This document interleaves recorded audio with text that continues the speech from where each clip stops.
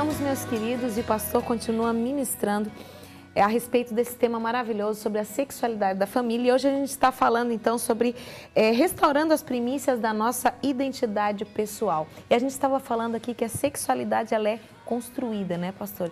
Conclui isso pra gente. Nós estávamos dizendo que o sexo nasce pronto, mas a sexualidade... Que foi a nossa frase do dia de hoje. É construída. A mecânica vem pronta, agora preciso construir uma dinâmica que a mecânica pede. Senão vai ser sempre um combustível que vai estar em contradição com essa mecânica. Então a criança nasce pronta da questão do sexo. E o pai e a mãe precisam construir uma sexualidade correta sobre esta base que está pronta. E volto a repetir, o pai, Mônica, ele tem um papel primordial nisso. Assim como é no físico, que o pai é XY, ele que determina o sexo da criança. Assim, ele determina também a sexualidade da criança. A mãe ajuda a construir, o pai conclui. É como se você fosse fazer um crochê, onde a mãe tricota e o pai dá os pontos final. Por quê? Porque sexualidade, a base da sexualidade é a afetividade. Pais afetuosos que vão gerar filhos sexualmente saudáveis. E a construção disso precisa acontecer. Isso vem do pai e vem da mãe principalmente. Por isso que, como hoje nós vivemos a degradação, a desvalorização do casamento, já não tem mais o pai e a mãe presente na vida das crianças. Essa construção ela fica muito mais difícil, muito por isso difícil. Esse universo tão confuso a respeito da sexualidade. E que cresce cada dia mais, que parece ser algo de uma sociedade desenvolvida, mas não é. Trata-se de uma sociedade modernizada, porém não desenvolvida. Uma sociedade desenvolvida, ela vai viver melhor, de forma mais saudável, e não é o nosso caso. Eu digo, Mônica, algo uma frase que eu recebi, que dizer que a nossa sociedade atual é uma sociedade desenvolvida. É a mesma coisa dizer que os índios canibais também se desenvolveram, porque agora comem pessoas de garfo e faca. Exatamente. Não. Eles agora se modernizaram, mas o homem, ele não evoluiu, a sociedade não desenvolveu, a sociedade se modernizou. E dentro da modernização, como eu lhe falei, eu acho que ontem, eu assisti um programa que está dizendo que agora o governo vai oferecer vacina contra HPV para crianças, para meninas entre 10 e 11 anos. O que é isso? E existe todo um material até, né? A gente estava vendo alguns vídeos que estão vindo aí do Congresso Nacional, alguns já aprovados, outros não. Uma série de coisas que contribuem para isso, Mônica. Exatamente. Agora você vê, por que precisamos hoje vacinar contra o HPV meninas de 10 e 11 anos? Por quê? Porque nós estamos ensinando que a sexualidade da criança é ela que decide, ela que escolhe. Entende? Só que nós precisamos entender, criança não decide as coisas da vida dela. Exatamente. Os pais decidem para a vida da criança e essa decisão depois ela vai sendo trabalhada, construída. A aplicação do princípio você não muda. Ou melhor, o princípio você não muda, mas a aplicação você vai mudando de acordo com a criança vai crescendo. E por isso, Mônica, que aos pais hoje que querem realmente que os seus filhos tenham uma identidade sexual alinhada, saudável, eles precisam construir a sexualidade dos filhos. E nós perdemos, quando eu era criança, o mundo do menino era azul, o mundo da menina era rosa. No colégio havia a fila do menino, havia a fila da menina, havia muros de proteção, balizadores que ajudavam a comunicar o universo masculino e o universo feminino. A sociedade moderna roubou todos esses muros e está tentando construir um mundo assexuado. Hoje há um mundo confuso. As pessoas não estão resolvidas, é claro. Hoje, até você vê hoje, as pessoas vão para a rua sem nem saber do que estão reclamando. Pelo que estão gritando, né? Exatamente. Por que causa estão gritando. Mas para nós não fugir o tema, a criança precisa ser construída, a sexualidade do pai e da mãe. Nasceu um bebê macho, cabe ao pai e à mãe construir uma sexualidade. E sexualidade masculina não é ficar dizendo, olha, você é homem, menino não chora, É verdade. olha da sua marica, ou coisas desse tipo, porque isso trabalha no inverso. Mas trabalha ao contrário, mas uma afetividade de pais e mães amorosos que firmam a identidade sexual da criança. Esse menino macho cresce um homem saudável que vai ser um protetor do mundo feminino. Meninos que vão ser, na sua adolescência e na sua juventude, vão ser homens feitos que vão proteger o mundo feminino. E não ver as meninas como um objeto sexual, um pedaço de carne a ser devorado. Exatamente. E que depois lança na marginalização. E amanhã tem a gravidez e mais uma criança que nasce sem pai, que não tem uma identidade sexual, que conhece o mundo da pedofilia e depois da droga e vai por aí, essa bola de neve que nós vivemos hoje. Optar pela homossexualidade é o estágio final de uma geração de rebeldia e de ingratidão. Porque, Mônica, o troféu da ingratidão de um homem, o diploma da ingratidão de um homem e uma mulher, é quando ele decide, vou me casar com outro homem. E ele vai contra o presente que ele ganhou. Um homem decidiu casar com uma mulher para ele nascer. E quando ele decide que vai ficar com outro homem, ele não vai dar o direito.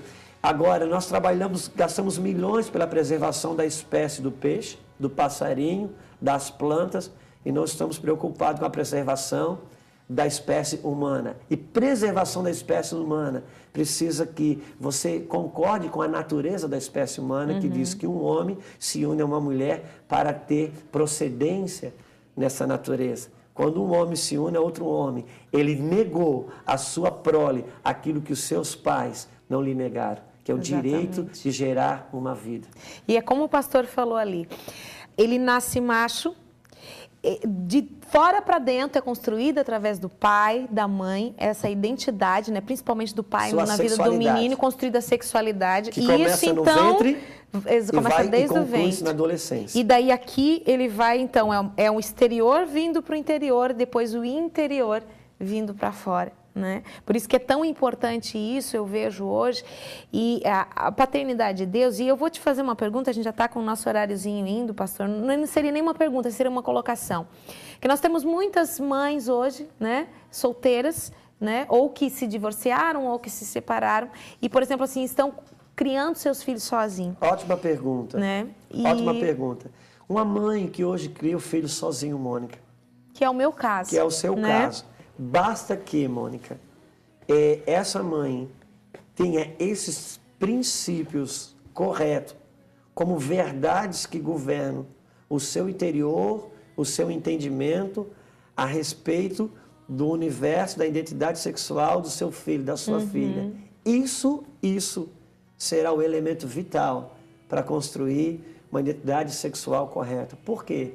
Porque essa mulher, ela vai trabalhar não tem o pai dessa criança perto, mas ela vai trabalhar reconhecendo o papel do mundo masculino para esse menino, se for menino. Tem o seu tio, tem o cunhado, tem professores, tem pastor, tem um universo perto que ela se aproxima e ela ajuda. Desde o momento que você crê, Mônica, naquilo que é o correto. Eu gosto da passagem de Zaqueu. Jesus entrou na casa de Zaqueu. E Zaqueu disse, olha, Jesus, eu estou devendo para um monte de gente, mas eu quero pagar todo mundo, porque agora eu entendi o princípio correto a respeito de honestidade. Glória a Deus. Jesus, se fosse eu ia dizer, olha, Zaqueu, você vai pagar todo mundo. Volta com as notas promissórias, paga aqui, que eu vou liberar uma salvação sobre a sua casa. Só que Jesus disse assim, não. Jesus falou, hoje a salvação entrou nessa casa. Aquele homem não tinha feito nada do ponto de vista prático. Ele não tinha pago ninguém ainda. Mas quando ele alinhou o coração, o entendimento dele com Deus, o céu já liberou os recursos que ele necessitava. O céu trabalha a favor da natureza. Quando você se alinha com os princípios corretos da natureza, o céu trabalha a seu favor. Você quer ver uma coisa, Mônica, tem um ponto, vou ser claro aqui e aberto. Por exemplo, o universo do homossexualismo tem traz nas suas relações sexuais o sexo anal como uma prática comum.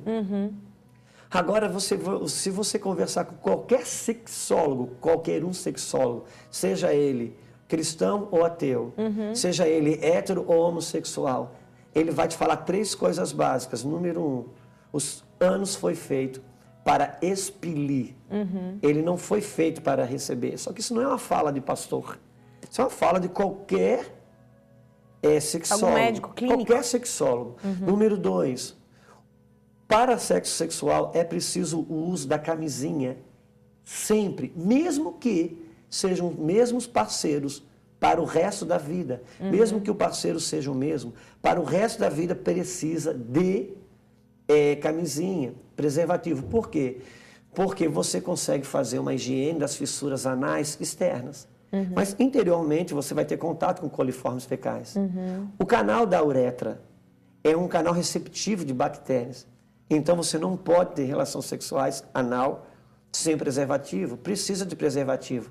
Denunciando que é um sexo antinatural. Exatamente. Outra coisa, quando uma mulher ela é excitada, a sua vagina, ela projeta um líquido lubrificante para receber o pênis do homem.